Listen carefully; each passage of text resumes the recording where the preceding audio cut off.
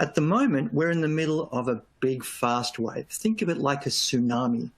What is happening with a global pandemic? It's like an asteroid strike or a nuclear meltdown or an earthquake. It's big and it's quick and it's violent, but you also know it's finite. You can't see it coming without too much notice, and you can't bet on it hanging around for a long time. It'll do its damage, it'll move on. In fact, when you hear experts talk about these kind of existential threats that are fast and big, what do they always say? They say the question is when, not if. These things will happen. We know they will happen. They are a certainty. We just don't know when, which makes me think that they're probably not a good bet to try to figure out where the world is going. Instant, dramatic crises and tsunamis are pretty hard to pick. So what I want to focus on, and what I think the future tends to be made out of, are slow, big waves. What are the huge, huge, monumental shifts and changes that are happening around us? The sorts of things that we can see coming a mile away.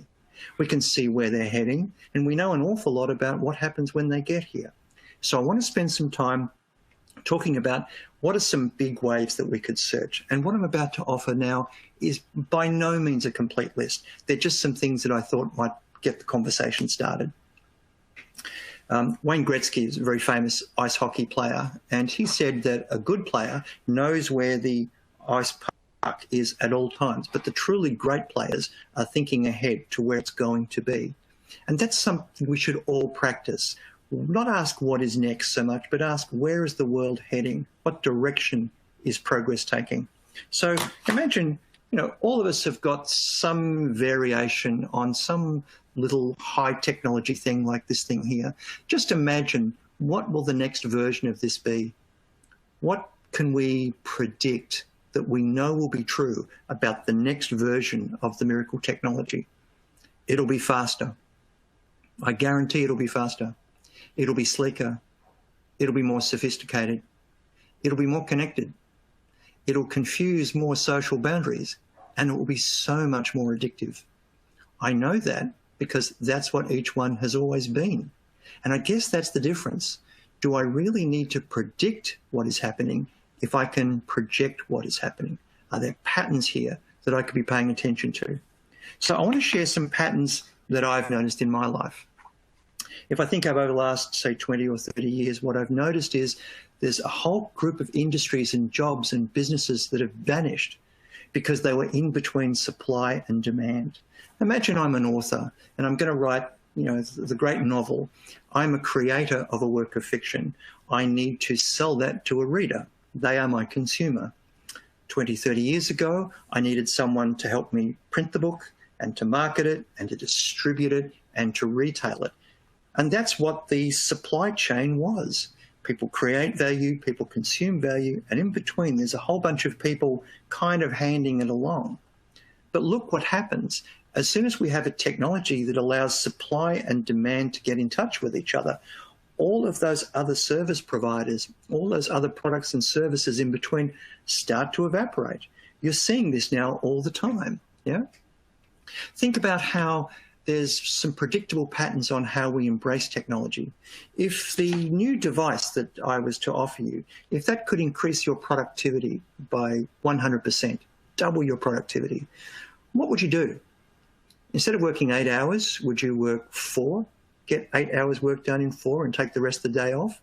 Or would you decide, no, I'm still going to put in an 8-hour day, but I'd like to produce 16 hours worth of work? Well, when I ask people this question, what most people say is they would work 12 hours in order to get 24 hours of work done. Isn't that crazy? If you think about it, the whole promise of the technology is it would free us up. And yet we are so addicted now to being busy and productive, we are grabbing every single opportunity we can to work even if we don't need to. Something else that's probably worth considering, if you look at the human genome was a huge project. It took 13 years to sequence the human genome at a cost of $2.7 billion because it was a really complicated thing that no one in human history had ever done. But by the year 2003, it was done. Within another 6 months, they had turned all of those steps, all the things they learnt about sequencing the genome, converted them into code. As soon as it was code, it could be turned into a program, which means the process could be automated. And this is the thing, anything that can be turned into a set of rules, that could be turned into code, will be automated. And anything that is automated will explode in terms of its speed and cost. If you have a look at what's happened now, you can sequence the human genome for about $1,000 in the space of a day. That is an incredible, incredible change in a reduction in speed and reduction in cost. In fact, the way I've checked out the numbers on this, it's now 4,000 times faster than it was the first time we did it, and it is now 2.7 million times cheaper. Do I need to tell you what's going to happen if things become that much faster and that much more efficient? You know those things will be inevitable. I guess the thing is that, and this is where I like to talk about automation, the robot in the room, there are things that machines just do better than human beings. People are bad at crunching numbers. They're not good at analysing data, at least not all of us. They're not good at working long and hard and endlessly. We're not good at working perfectly. That's what machines are good at. People are terrible at that. And yet all the things that machines are good at, we've expected people to be good at. I'd argue that really since the Industrial Revolution, we've dehumanized work. We've been treating people as though they are machines. And now the machines have come along and they're cheaper and more efficient and, you know, don't get sick and don't talk back and have very small egos. I guess the question would be, why are we still asking human beings to do the work that is better automated? And of course, the real question, the one that has everyone bothered, is what are people for? What is it that people are good at that the machines aren't good at? That's a really important question. Do you know, every human being I've ever asked can look at this image and they can tell the difference between a chihuahua and a blueberry muffin. They're not confused between a small lapdog and a baked savoury good. And yet artificial intelligence can't tell the difference because all it sees are shapes and dots. When it looks at something, when it scans at something, it doesn't actually see the way we do. It can give you the color values and the contrast values, but it can't interpret what it's looking at. Only people can do that. Machines are brilliant at content. They're terrible at context.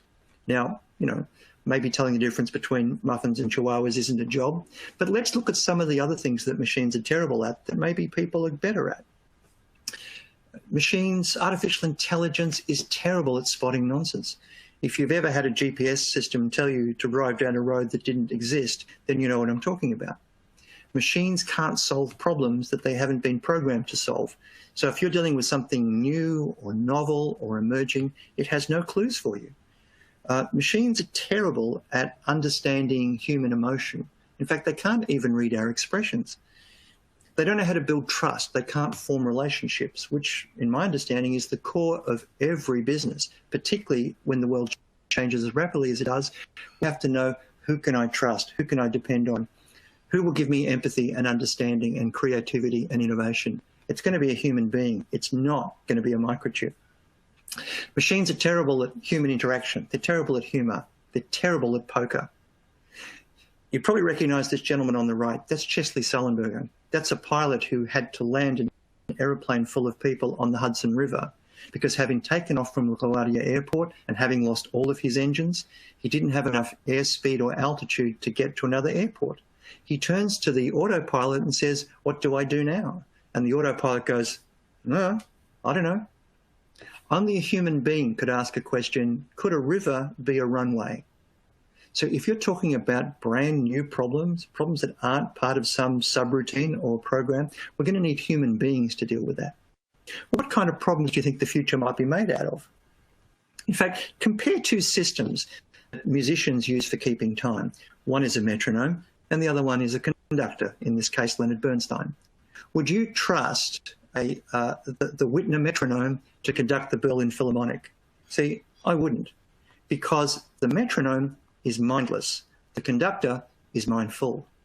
The machine is soulless. The conductor is soulful. The machine is good at routines. The human is good at creativity and invention and creativity and innovation. The machine is systemic, right? The human is agile. The machine runs programs. The human finds solutions. Analysis of job growth. These are some statistics from my own country in Australia. And I've simplified this map because it's a little bit hard to read here. But if you look at it, there's been slow growth in jobs where people have to do the same manual process as a routine. So do the same manual labour over and over again. There is slow growth in that. What about people who have to do the same kind of thinking over and over again, solve the same kinds of problems with the same sorts of disciplines? Again, slow growth. But look at the growth of people who have been asked to think in brand new ways, to look at solving new problems, coming up with new ideas, or inventing new work. Look at the growth rate. You can see that we are trying to move people towards novel work, novel labour, not the repetition of something that we could have broken into a program. And I think I could match that up with the idea that what I want in a machine, machines are great in an environment that doesn't change. But if you live in an environment where it's changing and dynamic and not static, I need human beings. I need invention and creativity, and I will not get that from technology. So think of technology as a great big wave. We know it's moving from single technologies, single products and systems and processes to things that are networked. We know that every machine will turn from being stupid to dumb. Sorry, from dumb to smart. See, I'm not paying attention.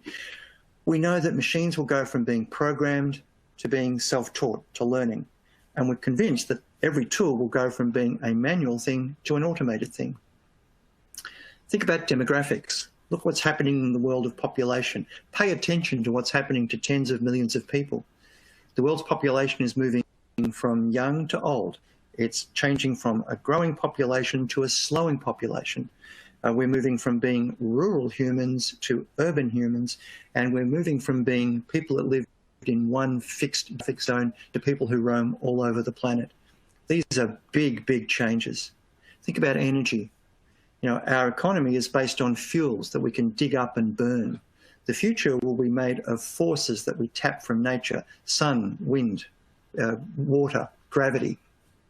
We'll move from finite energy systems to renewable energy systems. You've already seen this happening. It is inevitable. We'll move from mining our resources to farming our resources. And we'll go from a few countries having an energy monopoly to the entire world having an energy marketplace. And we know that the climate will change from seasonal weather patterns to record weather patterns. We'll go from a loss of sea ice to a rising of sea levels. Where we had cities, we're going to get more oceans, and where there were farms, we're going to get deserts. You can bet on this. And climatologists have been telling us this for ages, which means it's time for perhaps a little bit of a shift. See, our economic model seems to be based on the idea that the economy is the real world and society orbits around it. The role of society is to serve the economy. And of course, once the society has blossomed, it can donate some of its spare energy into protecting the planet. But there's an alternate model that's out there, and it's challenging this old paradigm. It says that the planet is the core of everything. If you don't have a healthy planet, you can't have a healthy society. People need clean air and clean water and good food. A healthy planet allows you to grow a healthy society, and a healthy society can produce a healthy economy. Look what's happening now with the quarantining and shut-in. Now that people cannot interact socially, the economy has dipped, and yet the planet has never been healthier. We're going to have to reconcile this debate at some point.